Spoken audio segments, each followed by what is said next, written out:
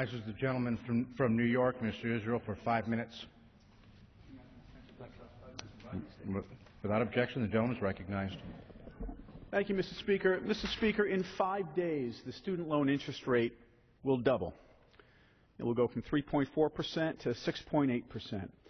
That is a $4,500 increase for many college students.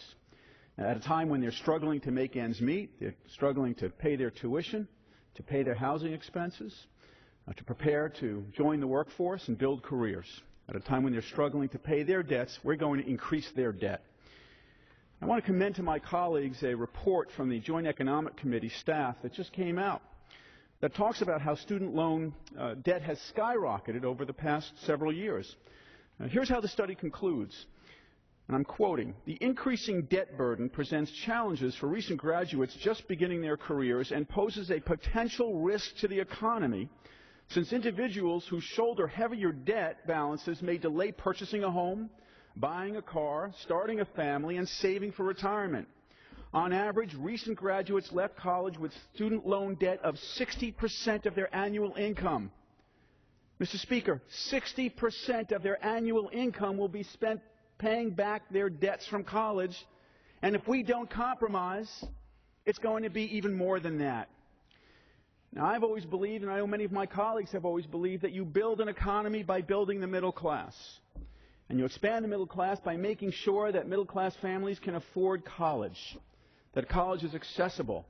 I do not understand an economic strategy that says that you make it harder and more expensive for the middle class to go to college, nor do I understand an argument that we cannot afford to keep the interest rate low, but we can spend $40 billion subsidizing the 5 richest oil companies in America who do not need those subsidies. The middle class deserves those subsidies. Middle-class students trying to get into college to begin careers deserve subsidies. But to say that they cannot have those subsidies, that we're going to double the interest rate on them while preserving a $40 billion subsidy to the richest oil companies on earth, is not only bad policy, it's ruinous economic strategy.